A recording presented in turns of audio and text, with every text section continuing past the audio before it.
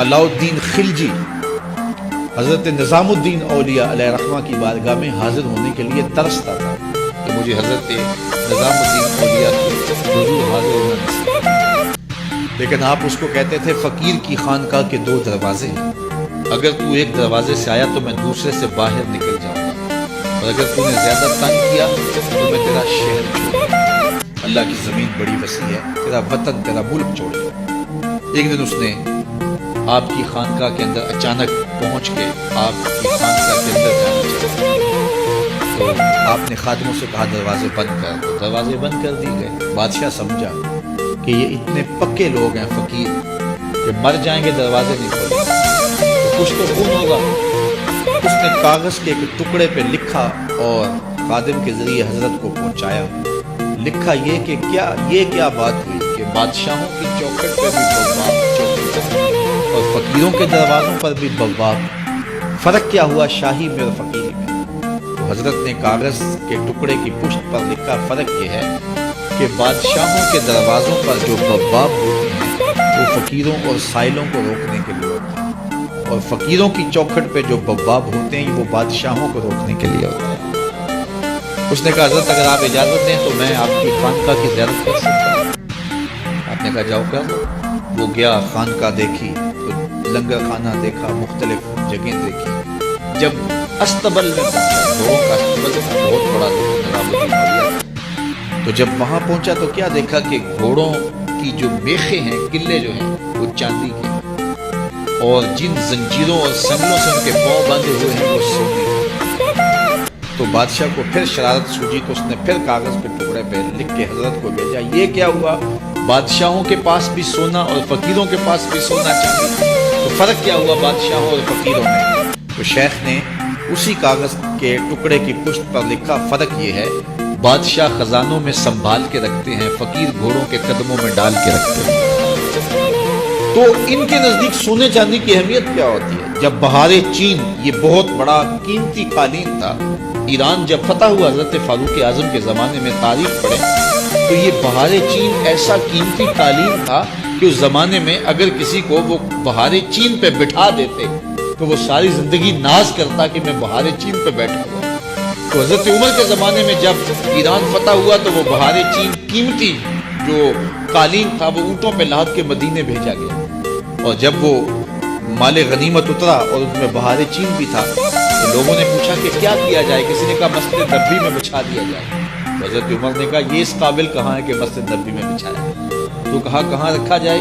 مسجد نبوی سے باہر جہاں لوگ جوتے اتارتے تھے، حضرت عمر نے آرڈر دیا کہ یہاں بچھا دو، لوگ جوتے صاف کر کے مسجد میں جایا کریں۔ جس قالین پہ زمانے کو ناز تھا وہ قدموں میں بچھا ہوا تھا۔ یہ اسلام کا مزاج ہے۔ یہ نظام الدین اولیاء علیہ رحمہ کو محبوب الہی کہتے ہیں، جن کا واقعہ بھی علماء نے یہ لکھا ہے، صوفیاء نے، کہ ان کے شیخ حضرت بابا فرید الدین گنج شکر رحمۃ اللہ تعالی علیہ ایک دن موج میں اور کہا کہ نظام الدین محب بنو گے یا محبوب بنو گے؟ تو یہ بڑی خدمت کرتے تھے اپنے شیخ کی، تو کہا کہ محب بنو گے یا محبوب؟ حضرت اگر اجازت ہو تو اپنی ماں کو نہ پوچھیں۔ اللہ اکبر! ان لوگوں کی مائیں بھی تو صاحب آل ہوا کرتی تھی۔ تو کہا کہ اگر اجازت ہو تو اپنی ماں کو نہ پوچھیں کہ محب بننا ہے یا محبوب بننا ہے۔ کہا جاؤ تمہیں اجازت ہے۔ تو گھر کی طرف روانہ ہوئے، ایک آدھ دن کا سفر کیا۔ راستے میں ایک فقیر تھا جو راستے میں بیٹھا تھا، حالت اس کی عجیب سی تھی۔ تو یہ سلام کر کے گزرنے لگے تو وہ مسکرا کے بولا محب بنو گے یا محبوب؟ تو حیرت زدہ ہو گئے کہ اسے کیسے پتا چل گیا؟ یہ تو میرے شیخ کا اور میرا راز ہے۔ تو رک گئے، کہا کہ حضرت اگر آپ بتا دیں تو بہت اچھا ہو۔ کہا نہیں ماں سے پوچھو، جو وہ بتائے گی وہی بتائے، اور اگر ماں نے نہ بتایا تو کل آ جانا، اسی وقت یہاں ملاقات ہوگی، پھر میں بتا دوں گا۔ خیر چلے، رات کو پہنچے، والدہ کی خدمت میں سلام پیش کیا اور کہا کہ شیخ موج میں آ گئے اور کہا محب بنو گے محبوب بنو گے؟ تو میں نے کہا ماں سے پوچھو۔ میں اما جی آپ سے پوچھنا ہے، راستے میں یہ واقعہ بھی ہوا۔ تو ماں نے کہا کہ بیٹے تم صبح ناشتہ کر کے پلٹ جانا، وہ جو راستے میں تیرے دل کی بات پوچھے گا وہ تمہیں صحیح بتا سکے گا کہ محب بننا کے معبود۔ خیر یہ صبح ناشتہ کر کے ماں کے پاؤں پکڑے، اجازت طلب کی اور واپس اور وہاں جا کے دیکھا تو کوئی فقیر بڑے حیرت زدہ ہوئے، دائیں بائیں سے پوچھا کہ یہاں کل ایک بابا بیٹھا تھا، کہا وہ تو کل کے فوت ہو گئے، تو کہا اس کی قبر کہاں ہے؟ کہا قبر کس نے بنائی؟ وہ گندگی کے ڈھیر پہ دل میں بڑے حیرت زدہ ہوئے، اتنا باکمال تھا، لیکن اپنی حالت یہ خیر وہاں چلے گئے اور جا کے کھڑے ہو کے پوچھنے لگے، بندہ خدا دل کی باتیں پوچھتا تھا اور میرے ساتھ وعدہ کیا تھا کہ اگر ماں نے نہ بتایا تو کل آنا، اور اپنا پتہ ہی نہیں تھا کہ کیا ہونے والا ہے۔ یہ بات کہی تو بابا اٹھ کے بیٹھ گیا، عرش فرش تے بانگا ملیاں تے مکے پہ گیا شور، بلے شاہ سا مرنا ناہی تے گور پیا کوئی ہور۔ ہاں ہاں اٹھ کے بیٹھ گیا اور کہا کہ نظام الدین محبوبوں کا یہ حال ہوتا ہے، نہ کفن ملتا ہے نہ دفن ملتا ہے، محبوب بنو گے تمہاری قبر پہ بھی میلے لگیں گے۔ فَاتَّبِعُونِی یُحْبِبْکُمُ اللَّہ، اگر حضور کی اطاعت کرو گے، حضور کی فرمانبرداری کرو گے تو تم محبوب بن جاؤ گے۔ تو حضور کی محبت خدا کی محبوبیت کا ذریعہ ہے، اس لیے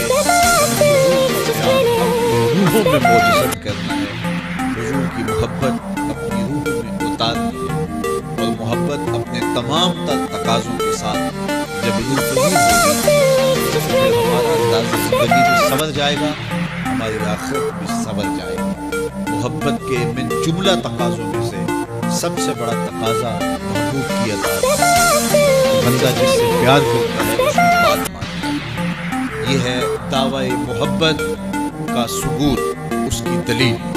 اور حضور کے صحابہ کی زندگیاں دیکھیے، ہمارے بدن پہ اتنے بال نہیں ہے جن کے رسول اللہ کے ایسا ہے، ہمارا ایک ایک بال قرض رسالت میں جکڑا ہوا ہے۔ خدا شناسی تو بڑی دور کی بات ہے، ہم خود شناس ہیں، ہمیں تو اپنے آپ کا بھی نہیں پتا تھا کہ ہم کون، اور مجھے بتاؤ جس کو یہ بھی نہ خبر ہو کہ میں کون، اس کے پلے ہوتا کیا؟ اقبال نے کہا تھا نا، اپنے من میں ڈوب کر باجا سراغ زندگی، میرا نہیں بنتا تو نہ بن، اپنا تو بن۔ اور یہ اپنا بھی نہیں تھا، اسے پتہ ہی نہیں تھا، اسے شعور ذات ہی نہیں تھا، اسے خود آگہی کا دور تبھی تو انسان ہو کے، اشرف مخلوقات ہو کے، درختوں کو، پتھروں کو، حشرات الارض کو، چوپایوں کو اپنا معبود سمجھتا۔ انسان کی پیشانی کہاں جڑوں کو اس نے سجدہ کیا۔ یہ کیچوا نہیں ہوتا مچھلی پکڑنے کے لیے جس کو کانٹے سے لگاتے ہیں، کسی زمانے میں یہ بھی انسان کا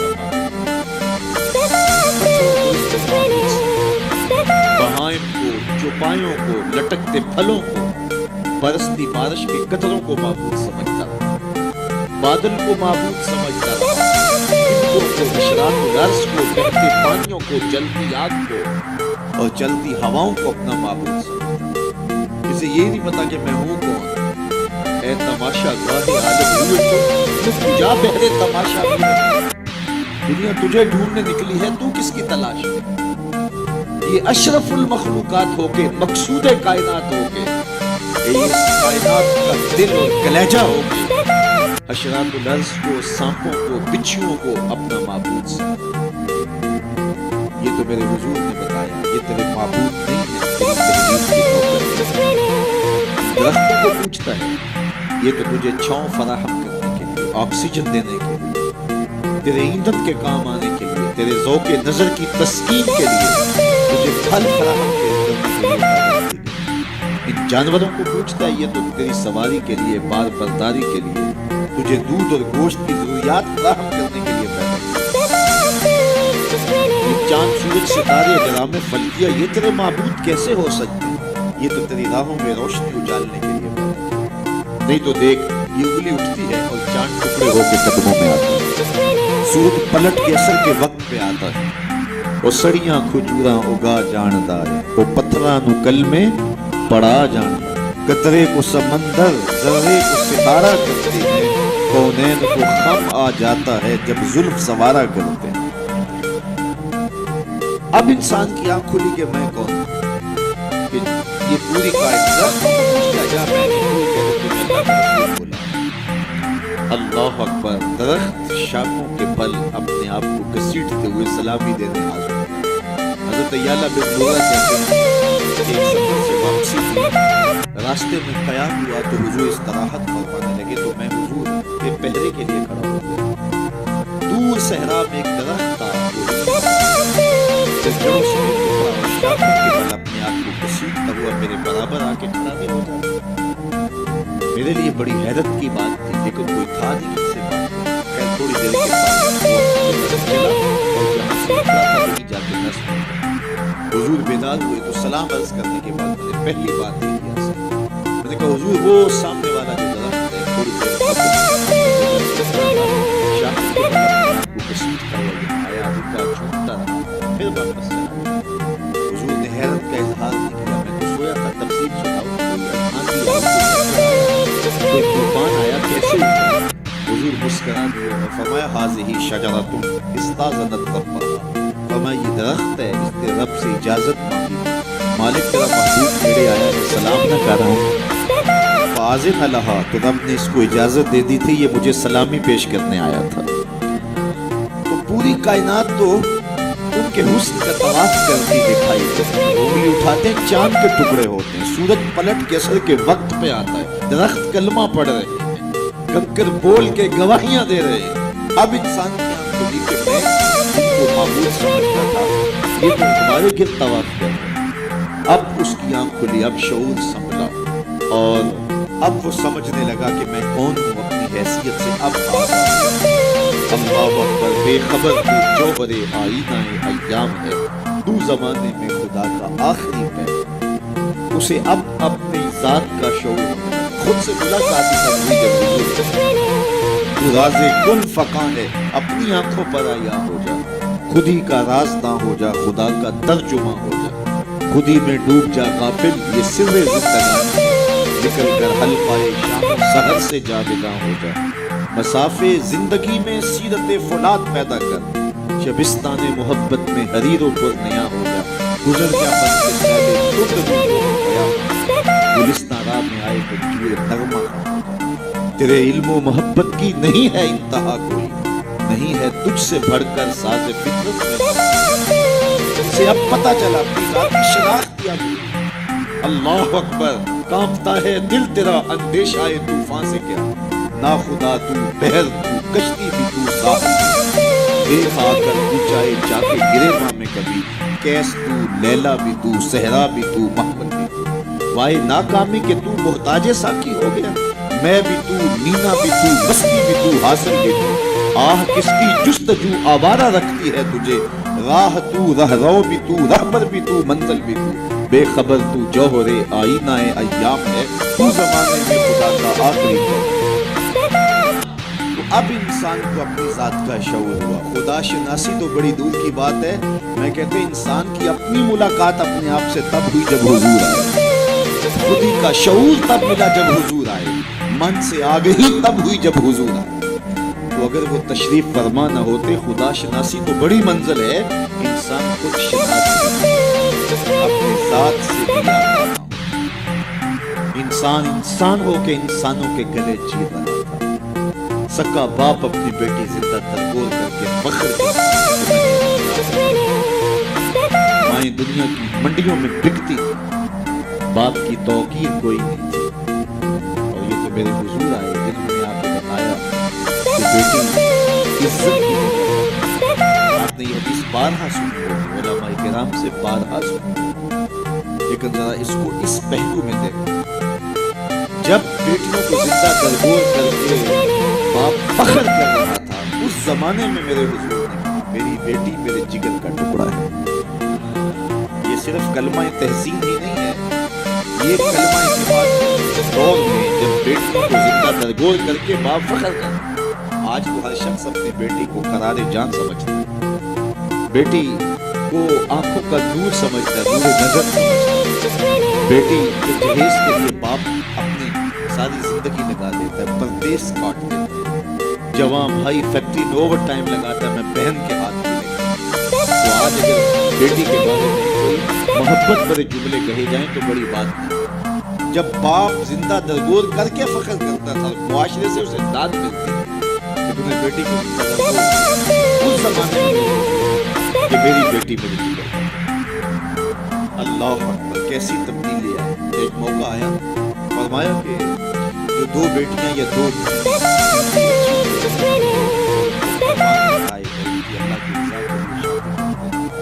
قیامت کے دن وہ میرے ساتھ اس طرح قریب ہوگا جس طرح یہ دو قریب، تو مجلس میں تو ذرا اس کے پیچھے جھانکنے کی کوشش کی، کہاں بیٹیاں زندہ درگور ہوتی تھیں اور کہاں ایک بیٹی والا سوچ رہا ہے اور میں یہ احساس پایا کہ یہ معاشرے کو ایک رنگ دیا، معاشرے کو ایک آہنگ دیا، خدا شناسی بھی دی، خود شناسی بھی، انسانی حقوق جو پامال ہو رہے تھے ان کو بحال، انسان اپنی عزت برباد کر رہا تھا، اجرام فلکی اور مظاہر فطرت کے سامنے ان کے چرنوں میں جھک کر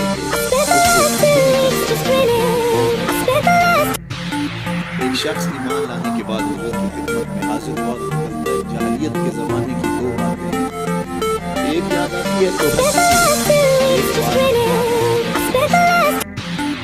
وہ کون سی دو بات؟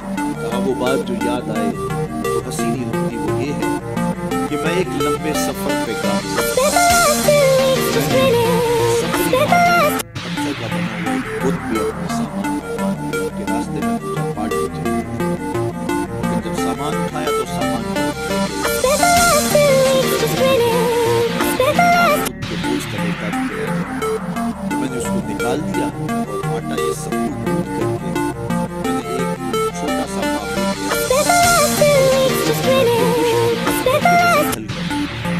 اور اس کو اپنے سامان میں ساتھ پوجا پاٹ بھی چلتی رہی۔ خیر جو میرا اندازہ یہ سب رکھتا تو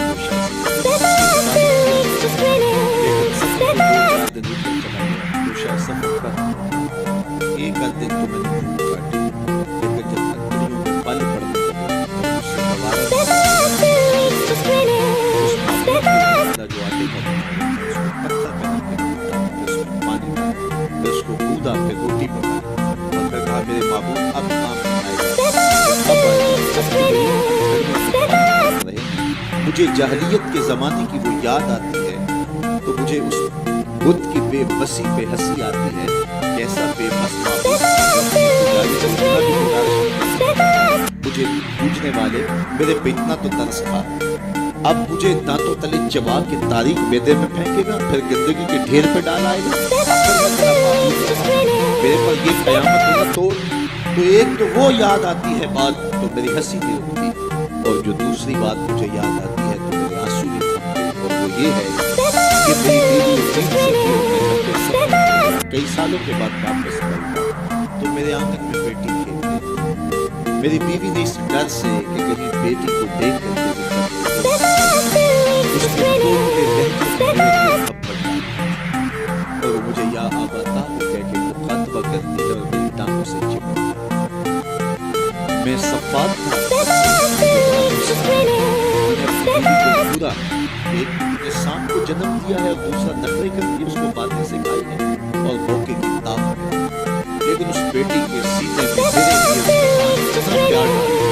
بیٹیاں تو ویسے بھی باپ سے ٹوٹ کے پیار کرتی ہیں، بیٹیوں کی محبت تو مثالی ہوتی ہے، پھر ماں نے محنت کی تھی کہ اس کا باپ کوئی انتہائی قدر نہ اٹھائے تو اس کے لیے اس کے باپ کے لیے بے پناہ محبت میں ڈال دی تھی۔ کہتے ایک دن میں نے موقع پایا اور اس بیٹی کو اٹھایا اور صحرا میرا خیال یہ تھا اس سے آج جان چھوڑا وہ آگے بڑھتی اور اپنے دوپٹے سے میرے ماتھے کا پسینہ پوچھتی، لیکن میرا دل پھر بھی نرم۔ جب میں نے گڑا کھول لیا تو باہر نکلا تو میری بیٹی نے سکھ کا سانس لیا کہ میرے باپ کی مشقت ہے، لیکن وہ نہیں جانتی تھی کہ میری مشقت کس کی شروع۔ میں باہر نکلا اس کے زور سے گڑے میں دھکا دے کے کسے مٹی وہ ننھے ننھے ہاتھ جوڑتی رہی، چیختی رہی اور مجھ سے گزارشیں کرتی رہی کہ یہ کیا کر رہے ہیں، لیکن میں اور اس کی چیخیں اس ریت تلے دب گئی۔ آج جب اسلام لایا ہوں تو اس کی چیخیں مجھے سونے نہیں دیں، عرب کے ریگزاروں میں دبی ہوئی معصوم بچیوں کے سسکتے آنسو اور اس کی روتی آنکھیں کس کو پکار رہی تھی؟ بیواؤں کی چیخیں فریاد کر کر کے کس کی منتظر تھی؟ یتیم کس کو ڈھونڈ رہے تھے، کس کے منتظر تھے؟ زمانہ آنکھیں فرش بچھائے ہوئے کس کا انتظار کر رہا؟ وہ جس کے نام پر داؤد نے نغمہ سنائی، وہ جس کے ذکر پر شاہ سلیمان نے گدائی، دل یحییٰ میں رہ گئے ارماں جس کی زیارت تھے، لب عیسیٰ پہ آئے باز جس کی شان رحمت تھے، جو بن کے روشن کر دیدہ یعقوب، جسے یوسف نے اپنے حسن کی نئے رنگ میں پایا، ندانم آگلے خطہ چے رنگو بودارا، کہ مرغے ہر چمنے آرزوے اتارا۔ ہر کوئی منتظر ہے، کوئی ہاتھ پھیلا کے کہہ رہا ہے ربنا وابعث فیہم رسولا، مالک آنکھیں بوڑھی ہو گئی، اب اس رسول کو بھیج بھی دے۔ حضرت عیسیٰ تو بولے مبشرا برسول یاتی من بعد اسمہ احمد، چلو نام بھی بتائے جا رہا، ان کا نام احمد۔ زمانہ منتظر تھا، پوری دھرتی انتظار کر رہی تھی، بیواؤں کی چیخیں اور یتیموں کی آہیں اور معصوم بچیوں کے دبے ہوئے آنسو جب ریت سے پکار کرتے ہوئے عرش الہی کو جنبش دینے لگے تو اللہ کو دکھی انسانیت میں رحم آیا، آمنہ کی آغوش میں محمد عربی تشریف لے آیا۔ ناگہاں ساکن ہواؤں پر روانی آ گئی اور چمن کے پتے پتے پر جوانی آ گئی۔ آج زانوئے ازل نے صبح پہ انگڑائی لی اور مسکرا کر ایک کرن نے ہاتھ میں شہنائی لی۔ مخزن اسرار قدرت کے امی پیدا ہوئے، غل ہوا دنیا میں ختم المرسلی پیدا ہوئے۔ ایک بہار پھیلی ہے، ربی ویسے بھی عربی میں بہار کو کہتے ہیں، ربیع الاول آغاز بہار۔ کہا محبوب تو محبوب ہے اور محبوبوں کو بہاریں ہی سجتی ہیں۔ جب گلیاں چٹکنے لگے گی، اونچے مہکنے لگے گی، جب کائنات بہار بن جائے گی، جانے بہار بن کے تشریف لے آنا۔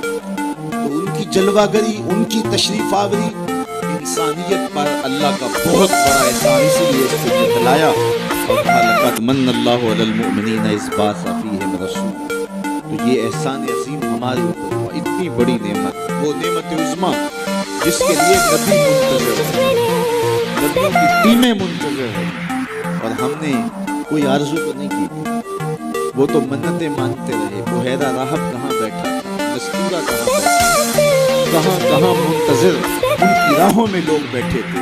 شب ہجر کی سختیاں، کوئی اس سے جا کے پوچھے، تیری راہ تکتے تکتے جیسے صبح ہو گئی۔ زمانے منتظر رہے، صدیاں منتظر رہی، لوگ راہوں میں بیٹھے رہے، ہم نے کوئی انتظار نہیں کیا۔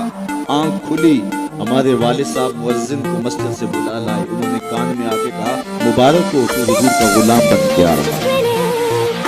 شاہوں سے ملا ہے نہ تونگر سے ملا ہے، اللہ کا عرفان اسی در سے ملا، اوروں کو ملا ہے تو مقدر سے ملا ہے، مجھ کو تو مقدر بھی تیرے در سے ملا۔ یہ ہماری خوش بختی، ہماری فیروز بختی کہ ہمیں وہ محبوب نصیب ہوئے جس کے لیے زمانے تڑپتے رہے، ترستے رہے، منتظر رہے، آنکھیں بچھی رہی، تمنائیں بےتاب رہی، آرزوئیں مچلتی رہی، لیکن وہ جانے بہار بن کے تشریف لے آئے۔ اب جب حضور تشریف لائے ہیں، پھر صحابہ نے تو حد کر اپنا سب کچھ ان کے نام کہا، آپ کے دین کا جھنڈا لے کے اٹھیں گے اور دنیا کے آخری کنارے تک پہنچے۔ پھر تابعین نے وہ جھنڈا تھاما، تبع تابعین نے وہ جھنڈا تھاما۔ اس شخص کی کہانی ہم نہیں بھولتے، جو گھوڑے پہ بیٹھ کے اللہ کے نام کی دعوت دیتے ہوئے آگے بڑھا، آگے دلدل آ گئی، زمین ختم ہو گئی، تو گھوڑے کی باکیں کھینچ لیتا ہے اور کہتا ہے مالک میرے جذبے تو جواب ہے، تیری زمین ہی ختم ہو گئی۔ اس پہ اقبال نے کہا تھا دی اذانیں کبھی یورپ کے کلیساؤں میں، کبھی افریقہ کے تپتے صحراؤں میں، دشت و دشت دریا بھی نہ چھوڑے ہم نے، بحر ظلمات میں دوڑا دیے گھوڑے۔ وہ ہمارے اسلام کے ہاتھ میں اور آپ حضور کے میلاد میں آئے ہیں، ہم ایک لمحے کے لیے اپنے باطن میں اترے، اپنے اندر اترے اور سوچیں کیا ایک محفوظ کہ ایسے ہاتھ لہرانے سے حضور کا محبت کا حق ادا ہو جاتا ہے، کڑک دار نعرہ لگانے سے حضور کی محبت کا حق ادا ہو جاتا ہے، کیا لوگوں کو بلائیں، دعوت دیں، کھانے کھلائیں، بریانیاں کھلائیں، تو کیا حضور کی محبت کا حق ادا ہو جاتا ہے۔ آئیے اگر حضور سے محبت کرتے ہیں تو سر سے لے کر پاؤں تک حضور کی غلامی کے رنگ میں ہمارے استاد فرمائے کرتے تھے یہ نہ ہو کہ لوگ تمہیں پوچھیں تمہیں کون ہوتے، اور تمہیں بتانا پڑے کہ ہم مسلمان ہوتے ہیں، یہ دیکھو مذہب کے خانے میں اسلام ہے۔ فرماتے تھے صاحب کسی کو پوچھنا نہ پڑے، یہ بتانا نہیں، تیری وضاحت طرز زندگی انداز معاشرت ایسا ہونا چاہیے تو دور سے آ رہا ہو، لوگ پہچان کے کہیں وہ دیکھو آقا کا غلام آ رہا ہے۔ نور آنکھوں میں تو چہروں پہ اجالے ہوں گے، مصطفیٰ والوں کے انداز نرالے، دنیا میں بھی ان کے دم سے مقدر چمکا، محشر میں بھی ان کی رحمت کے حوالے۔ تو یہ میری اور آپ کی فیروز کا وہ رسول کبھی نصیب ہوئے، تو آئیے اپنی زندگی کی ایک سانس حضور کے نام پر جئیں، تو حضور کے لیے، مریں تو حضور کے لیے، اور اپنی زندگی کو حضور کی راہوں میں دین کا جھنڈا لے کر اٹھیں اور دین کے پیغام کو دنیا تک ایک ایک کونے تک پہنچانے کا عزم کریں۔ اور وہ کیسے ممکن ہوگا کہ ہم اپنے انداز جب کوئی شخص صالحیت کا لبادہ پہن لیتا ہے تو پھر وہ زبان سے نہ بھی بولے، وہ سنت و سیرت کا پیکر گلی سے گزر بھی رہا ہو تو وہ بھی تبلیغ کا رنگ ہوتا ہے، وہ بھی ایک انداز ہوتا ہے، انداز ہوتا ہے۔ لیکن اگر میں زبان سے دعوت دین کی دیتا رہوں اور میرا رویہ، میرا عمل، میرا کردار، میرا لہجہ، میرے اخلاق اس کی نفی کر تو میں حرف منافقت کروں۔ اس لیے مجھے اپنے رویے کو، اپنے طرز زندگی کو، اپنے انداز معاشرت کو حضور کی سنت کے ساتھ زیارت محمد کے رنگ میں ٹھگ بازیاں جانے پیارا ہو، اقبال نے کہا جو بنا میں مصطفیٰ خان آج خجالت آب بھی گرد وجود، عشق بھی گوئے اے محمد ہے سینہ ایک از بتا مانندے تیر تانداری از محمد رنگو بر زبان خود میں آلہ نام۔ تو اس کو پنجابی میں جو ہے وہ قلم تو اللہ اکبر، یاری لا تو پاک نبی سنگ اے پر پوری یاری۔ ذرا دیکھیے شعر کا حسن دیکھیے، اٹھان دیکھیے، یاری لا تو پاک نبی سنگ اے پر پوری یاری، پھر درود قبول ہے تیرا لکھ نہ لو اقبال۔ اپنے آپ کو ان کی محبت کے رنگ میں رنگ لو اور پھر دیکھ